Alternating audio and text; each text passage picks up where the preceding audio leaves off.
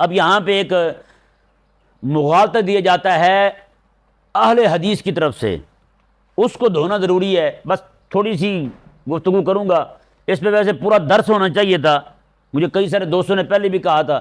انشاءاللہ پھر وقت بنا تو ابھی ویسے شروع کر بیٹھے ہیں تو چلو 2-4 باتیں ہو جائیں. کہ وہ ہم پر یہ الزام دھرتے ہیں حنفیوں پر کہ ہم تمہیں حدیث سناتے ہیں، تم کہتے ہو ہمیں ابو حنیفہ کافی ہیں. ہم تمہیں قرآن سناتے ہیں، تم کہتے ہو ہمیں ابو حنیفہ کافی ہیں. تو کہتے ہیں دیکھو جی وہی بولی ہے تمہاری بھی جو مشرکوں کی تھی. اگر ابو جہل کافر ہے تو مسلمان کیسے ہے پھر ہیں؟ تو یہ ذہن میں رہے.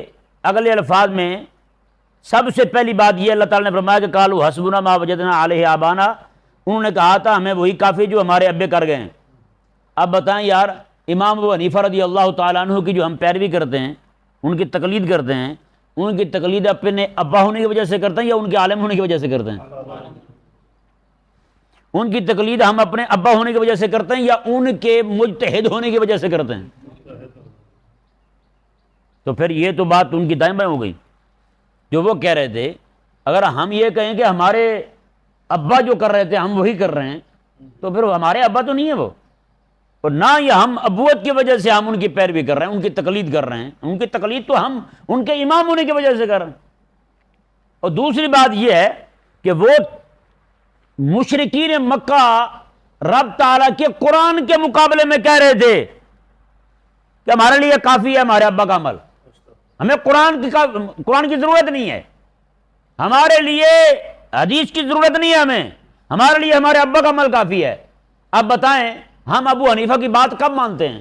امام ابو حنیفہ رضی اللہ تعالیٰ عنہ کی بات ہم تب کہتے ہیں کہ ہاں جی اب ابو حنیفہ کا قول آئے گا جب وہاں رب تعالیٰ کا قرآن کچھ نہ کہہ رہا ہو، جہاں پہ رسول اللہ علیہ السلام کا فرمان نہ ہو، جہاں پہ اجماع امت نہ ہو، اجماع صحابہ نہ ہو، جہاں پہ قرآن آ جائے ہم کہتے ہیں ابو حنیفہ کی نہیں ماننی، قرآن کی ماننی. جہاں پہ حدیث آ جائے ہم کہتے ہیں ابو حنیفہ کی نہیں ماننی، ہم نے حدیث کی ماننی ہے. اور جہاں پہ اجماع امت یعنی اجماع صحابہ آ جائے تو ہم کہتے ہیں جی ہم نے یہاں پہ اجماع کی ماننی ہے، ابو حنیفہ کی نہیں ماننی. امام ابو حنیفہ رضی اللہ تعالیٰ عنہ کی ہم وہاں مانتے ہیں جہاں پہ غیر منصوص مسائل، ایسے مسائل جہاں پر قرآن اور حدیث میں واضح اشارہ نہ ہو اور امت کا اجماع نہ ہو، وہاں ہم کہتے ہیں کہ امام ابو حنیفہ رضی اللہ تعالیٰ عنہ چونکہ امت میں بڑے عالم ہیں، بڑے علماء میں آپ کو شمار ہے، آپ جو بھی کہیں گے ہمیں ان پہ اعتماد ہے. آپ ان کے عقل پہ بھی، ان کے فہم پہ بھی، ان کی دیانت پہ بھی، ان کے تقویٰ پہ بھی، ان کی للہیت پہ بھی، ان کے خلوص پہ بھی، وہ جو بھی کہیں گے وہ رب تبارک و تعالیٰ کا ڈر اپنے دل میں رکھ کر کہیں گے، امت کی خیر خواہی میں کہیں گے، قرآن اور حدیث سے استنباط کر کے کہیں گے، امت کے اجماع کو سامنے رکھ کے کہیں گے. کوئی بھی بات جان بوجھ کر ایسی نہیں کہیں گے جو رب تبارک و تعالیٰ کے قرآن، رسول اللہ کے فرمان اور امت کے اجماع سے ٹکرانے والی ہو. تو بتائیں یار یہاں پہ امام ابو حنیفہ کی تقلید ہوئی ہے، حقیقت میں قرآن اور حدیث کی تقلید ہوئی. یہاں تو پیروی رب تعالیٰ کے قرآن کی ہے، پیروی تو یہاں پہ رسول اللہ علیہ السلام کے فرمان کی ہے. اور ہم یہی کہتے ہیں کہ منصوص مسائل میں نہیں. اب بتائیں نا یار، خدا ایک ہے، خدا ہے، خدا ایک ہے، وحدہ لا شریک ہے، یہ ہم قرآن کو دیکھ کے مانتے ہیں یا ابو حنیفہ کو دیکھ کے مانتے ہیں؟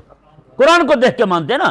رسول اللہ علیہ السلام آخری نبی ہیں، یہ قرآن کو دیکھ کے مانا یا ابو حنیفہ کو دیکھ کے مانا ہے؟ قرآن کو دیکھ کے مانا. امام ابو حنیفہ آقا علیہ السلام کے بعد کوئی بندہ نبوت کا دعویٰ کرے وہ دجال ہے، کذاب ہے، مرتد ہے، زندیق ہے، خارج اسلام ہے. بتائیں یہ ہم نے ابو حنیفہ کو دیکھ کے مانا ہے یا رب تبارک و تعالیٰ کے قرآن اور محمد عربی کے فرمان کو دیکھ کے مانا ہے؟ قرآن کو دیکھ کے مانا ہے نا. تو پھر بتائیں یار عقائد میں تو تقلید ہے ہی نہیں، تو بتائیں عقائد سارے کے سارے ایک طرف ہو گئے. عقائد ہم نے قرآن اور حدیث سے لیے. اب باقی رہے منصوص مسائل ہیں، جو منصوص مسائل ہیں جو قرآن میں آ گئے، حدیث میں آ گئے، یہ مسائل بھی سارے الگ ہو گئے. تو باقی غیر منصوص مسائل یعنی وہ مسائل جن کی طرف واضح اشارہ، یعنی اشارہ تو ہو لیکن ہمارے جیسے لوگوں کی عقل وہاں نہ پہنچ سکے، وہاں پہ مجتہد کی عقل ہی کام کرے، مجتہد کا علم ہی وہاں تک پہنچتا ہے، وہ نکال کے ہمیں بتا دے یار یہ مسئلہ ہے، ایسا ہے، اس کو یہاں سے قرآن کریم اور حدیث پاک کی فلاں فلاں دلیل سے یہ مسئلہ اخذ ہوتا ہے. تو ہم نے اگر اس کی بات مان لی ہے تو اس میں جناب شرک والی بات کون سی آ گئی؟ یہ شرک فی تشریع کیسے ہو گیا؟ یہ بھی تو ہمیں سمجھائے کوئی. ایک اعتراض شبہ یہ وارد کرتے ہیں، عوام بیچاری پریشان ہو جاتی ہے. وہ کہتے ہیں دیکھیں جی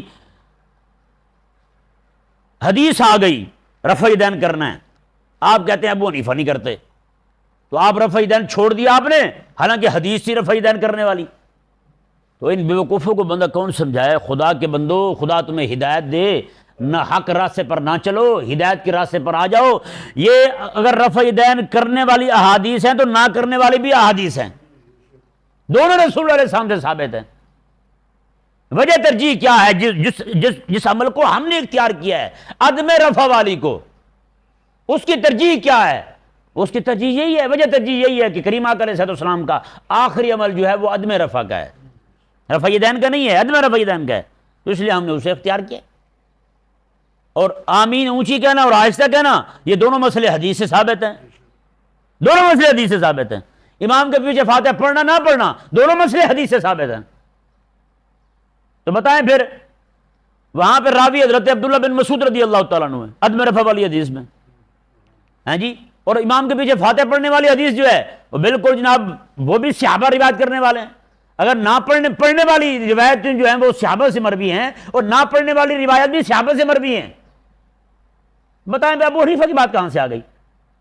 ہم نے تو جو حضرت عبداللہ بن مسعود رضی اللہ تعالیٰ عنہ سے ان کے شاگردوں نے سنا، ان کے شاگردوں نے ابو حنیفہ کو سنا دیا، ابو حنیفہ سے ہم نے سن لیا، تو بتائیں عمل تو رسول علیہ السلام سے آ رہا ہے، ہم نے اپنی طرف سے تھوڑا گھڑا ہے۔ یا ابو حنیفہ رضی اللہ تعالیٰ عنہ کی کوئی فیکٹری تھی جہاں پہ روایتیں گھڑ گھڑ کے لوگوں کو سنایا کرتے تھے؟ تو بڑا ایسی عام کانا بات جو ہے، نعوذ باللہ من ذالک، کہاں ابو جہل کا قول اور کہاں ابو حنیفہ رضی اللہ تعالیٰ عنہ کی تقلید کرنے والے، دونوں ایک کیسے ہو گئے بھائی؟ وہ بتوں کو خدا کہے اور یہ مسلمان جو رب تبارک و تعالیٰ کو وحدہ لا شریک مانے، ایک کیسے ہو گئے؟ ہمارے دروس سن کے دیکھ لیں یار، ہم تو رات دن رب تبارک و تعالیٰ کے حکم کے برابر جو کسی کے حکم کو جانتے ہیں اسے تو ہم مشرک کہتے ہیں، ہم تو اسے مشرک جانتے ہیں۔ شرک فی التشریع جو ہے یہ میں نے آپ کے سامنے ابھی بیان کیا ہے، تو بتائیں ہمیں ہی کو مشرک کہے پھر؟ اچھا، ان ذلیلوں کو نعوذ باللہ من ذالک ابو حنیفہ کی تقلید تو شرک نظر آتی ہے، لیکن فرنگی کی تقلید شرک نظر نہیں آتی، کافر کی تقلید شرک نظر نہیں آتی۔ جس سے ویلنٹائن ڈے بھی لیا، ہاں جی، جس سے سارے ڈے لے لیے انہوں نے، ہاں جی، اپریل فول لے لیا، فلان فول لے لیا، فلان فول لے لیا، سارے پاگل وہی سے آ رہے ہیں۔ وہاں پہ کسی کو شرک دکھائی نہیں دیتا، پورا نظام تعلیم فرنگی کا ہو گیا ہے، کسی کو ہاں کہیں پہ بدبو نہیں آتی۔ آگے دیکھیں جی ذرا، اللہ اکبر کبیرہ، خالق اور مالک نے ایک تو رد ہو گیا ان کا اس بات پر کہ ما وجدنا علیہ آبانا، کہ ہم نے امام ابو حنیفہ رضی اللہ تعالیٰ عنہ کی جو تقلید کی ہے وہ ان کے اپنے ابا ہونے کی وجہ سے نہیں کی، ان کے عالم اور مقتدا ہونے کی وجہ سے کی ہے، ان کے مجتہد اعظم ہونے کی وجہ سے کی ہے ہم نے تقلید ان کی۔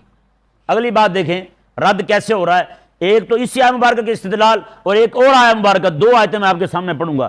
یہ آیت مبارکہ دیکھیں، اللہ تعالیٰ نے ارشاد فرمایا اولو کان آباؤہم لا یعلمون شیئا ولا یہتدون، میں کیا آپ اپنے ابوں کی تب بھی پیروی کرو گے؟ لا یعلمون شیئا، جنہیں نہ تو کسی شے کا علم ہے، ولا یہتدون، نہ ہی ان کے پاس ہدایت ہے، وہ ہیں بھی سارے بے علم جاہل اور ہیں بھی سارے بے ہدایت، اب بھی پیروی کرو گے ان کی؟ اب بتائیں یار، امام ابو حنیفہ رضی اللہ تعالیٰ عنہ کی جو ہم تقلید کر رہے ہیں ان کے عالم ہونے کی وجہ سے کر رہے ہیں، استدلال ان کا باطل ہو گیا۔ رب نے فرمایا وہ ان کے جاہل، وہ ان کے ابے جاہل بھی ہیں اور ساتھ ساتھ بے ہدایت بھی ہیں، ہدایت بھی نہیں ہے ان کے پاس۔ ابو حنیفہ بتائیں ہدایت والا ہے یا نہیں؟ ابو حنیفہ عالم ہے یا نہیں؟ تو بتائیں پھر ان کی بات کہاں گئی؟ اب پیروی کہاں کرنی ہے؟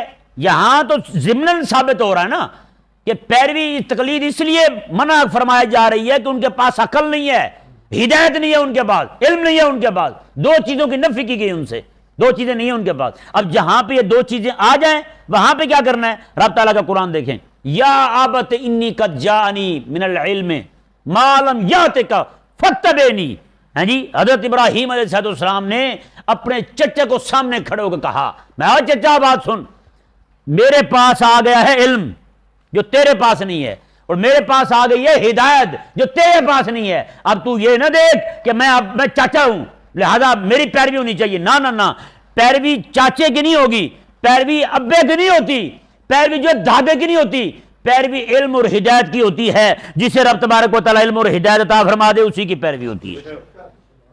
بتائیں، یہ دوسری آیت مبارکہ جس سے استدلال ہے ہمارا تقلید کے درست ہونے پر۔ تو بتائیں ان کا تو جو اعتراض تھا، ان کا شبہ جو تھا، وہ سارے کا سارا اس کا دفیہ بھی ہو گیا، ہبا منصورہ بھی ہو گیا۔